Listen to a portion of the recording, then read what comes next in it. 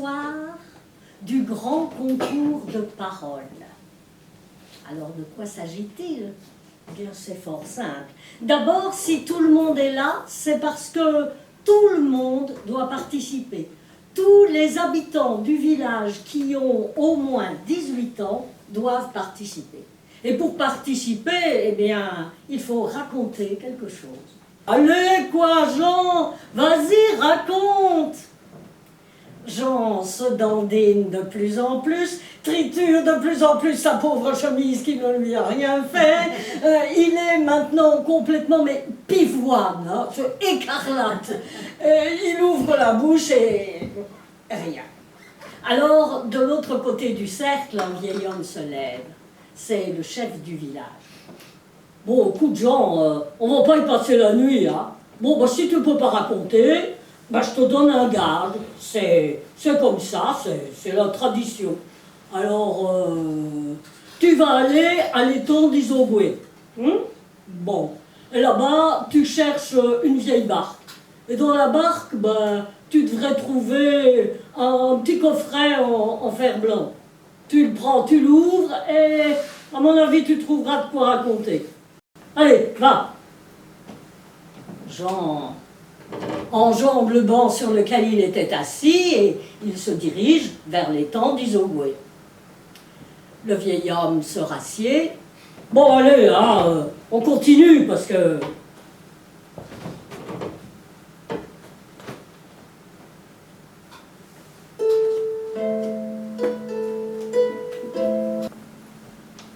C'était il y a très longtemps. À cette époque-là, dans la forêt de Brocéliande, il y avait des charbonniers. Alors, je ne sais pas si vous voyez ce que c'est, les charbonniers, mais c'était des gens qui vivaient là toute l'année, toute leur vie, en fait, dans des cabanes de branchage, sans aucun confort, et qui faisaient, pour un salaire de misère, un travail vraiment harassant. Parmi eux, il y avait deux jeunes gens, deux orphelins. À la mort de leurs parents, ils avaient 15 ou 16 ans. Mais ils étaient déjà bâtis comme des hommes bien faits. Et ils abattaient à eux deux le travail de bons ouvriers. Gwenaëlle, elle s'assied sur une vieille souche devant la fouille. Ah oui, ça va aller. Ah, c'est quand même pas si compliqué, hein. Ah, je les ai vus faire souvent. Ouais. Ah, ben oui. Puis comme ça, Yann, il verra bien que je suis plus une petite fille. Hein? Et peut-être quand c'est samedi, c'est moi qui irai au bal. Ah, le bal. Ah oui, danser. Oh, la fouée! Ah, ouf. Ah, n'empêche. J'ai bien fallu m'endormir. Bon, ben, pour pas s'endormir, ben, je vais marcher. Et Gwenaëlle se met à faire les 100 pas devant la fouée. Elle marche, et son corps fait les 100 pas devant la fouée. Mais son esprit, lui, il retourne vagabonder. Et la voilà sur les pelouses du château. Elle entend la musique. Elle sent le parfum des tourtes et des crêpes. Sur ses lèvres, il y a le petit goût suré du cidre. Et puis une main l'entraîne pour entrer dans une farandole. Elle s'empêtre les pieds dans sa jupe, elle tombe et... Elle se réveille, étalée de tout son long, devant la fouille, éteinte. Oui, mais la clairière de la Crézée de Trésaison, c'est le domaine des corrigans, des poulpiquets, des fées. C'est le domaine magique. Les humains n'ont pas le droit d'y entrer. Oui, mais là-bas, ils ont du feu. Alors tant pis. Elle prend un gros pot de terre, une longue pique de métal et en route vers la clairière de la Crézée. Elle marche, elle entend crépiter le feu, elle entend de la musique.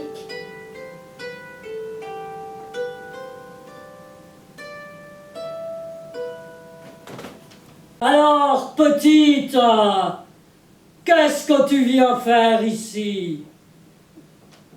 Gwenaëlle avale sa salive, elle relève la tête.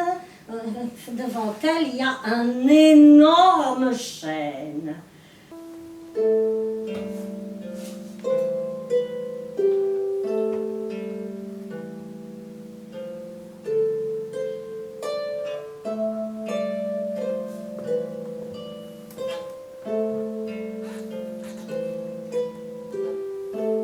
Jadis, des forêts, il y en avait partout. Et particulièrement en Irlande, qu'on appelait la Vertérine. Et au milieu d'une de ces forêts, il y avait un petit monastère. Tout petit, quelques bâtiments en planches, une palissade. Il vivait là une dizaine de moines. Mais que dit, c'était un moine spécial. Que dit, il priait tout le temps. Alors vous me direz, c'est le travail des moines. Oui, d'accord, mais bon, ordinairement, les moines, ils prient à la chapelle, ils prient dans les moments de méditation, et puis, ils font du jardinage, ils s'occupent et voilà. Mais que dit, lui, il faisait tout ça, évidemment, mais en priant. Et donc, cet après-midi-là, Cody est assis, là, à son livre de prière, et il trouve cette phrase. Pour Dieu, 1000 ans sont comme un jour. 1000 ans, un jour, 1000 ans. Et à travers des couloirs et des escaliers que Cody n'a jamais vus dans son monastère, il l'entraîne à la cellule de Frère Anselme. Le Frère Anselme, c'est un très vieux moine. Il a 102 ans. Et il sait tout du monastère, Frère Anselme, parce que c'est un enfant trouvé, Frère Anselme. Il a été élevé dans le monastère. Cody recommence son histoire. Frère Anselme l'écoute. Oui, je vois. Eh bien, quand j'étais un tout jeune moine, il y avait un vieux moine, aussi vieux que je le suis aujourd'hui, qui racontait que quand il était jeune, un très vieux moine racontait que les vieux lui avaient raconté que quand ils étaient jeunes, les vieux disaient qu'un moine avait un jour disparu dans d'étranges circonstances.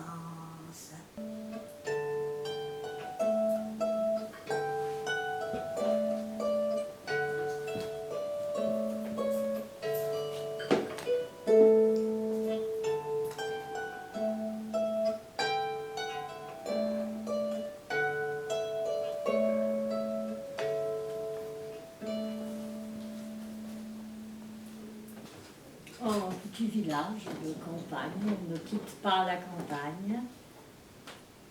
Il y a des prairies, des champs tout autour, et puis au fond du village, il y a un petit chemin qui monte en pente raide vers un plateau battu par les vents. Et sur le chemin, il y a une jeune femme qui monte. Elle est grande, mince, elle a de longs cheveux sombres, et le vent joue dans ses cheveux, et tantôt il lui étale comme une capeline, et tantôt il les ramasse comme une écharpe autour de son cou. Dans le village, un petit garçon la regarde. Il tire sur la manche de sa grand-mère.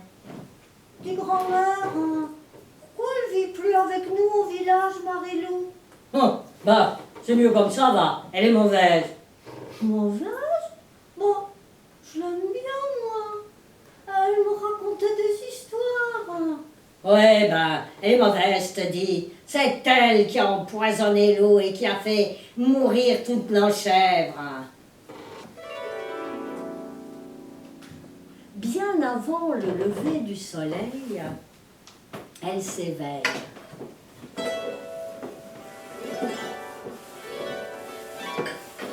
Dehors, le vent souffle. Il ne fera pas chaud. Marilou se pelotonne dans sa couverture. Elle y resterait bien, mais dans les marchés, vous le savez certainement, ce sont les premiers arrivés qui ont les meilleures places. Dehors, le vent souffle et une pluie froide et drue se met à tomber.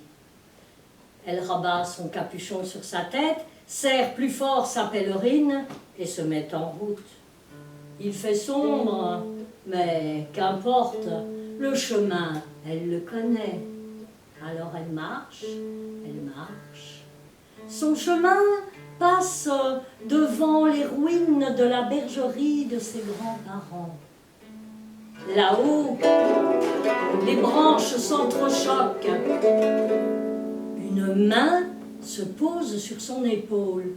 « Ah, allez ma fille, allons, bien sûr qu'il n'y a personne. Qui veux-tu donc qui sorte par ce temps, à part une folle comme toi? Allez, marche, va, marche. Plus vite tu seras arrivé, mieux ça sera. » Elle regarde mieux. Oui, c'est bien un tilleul. Et voilà que l'arbre penche ses branches vers elle. Écoute, toi tu fais ce que tu veux, hein. Tu continues si tu veux, mais moi j'en peux plus. Je suis trempée, je suis glacée, j'ai mal partout et je veux retrouver la tranquillité de mon trou derrière les murs. Alors, Marilou regarde l'arbre et elle le reconnaît.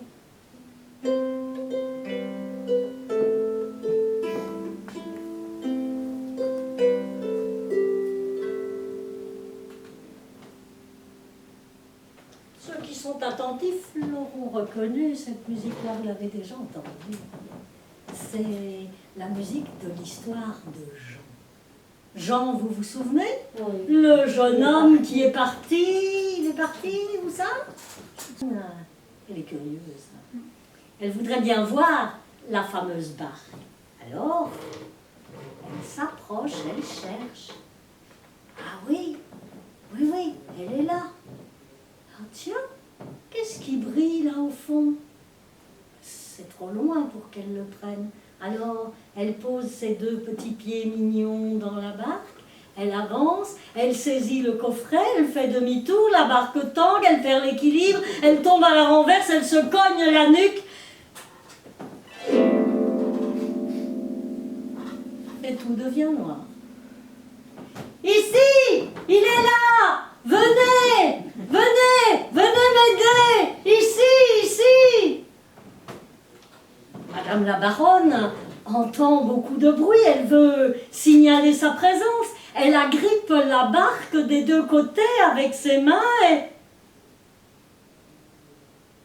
Qu'est-ce que c'est que ces mains? Ces mains rougeaudes avec des ongles cassés. Je suis là! Mais ce n'est pas ma voix. Mais qu'est-ce que c'est que ça?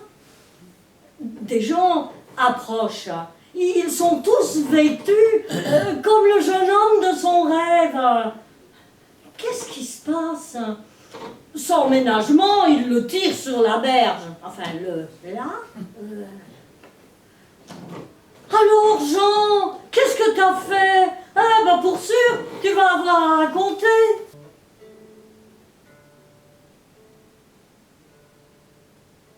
Vous ne me croyez pas, hein? Tant pis pour vous.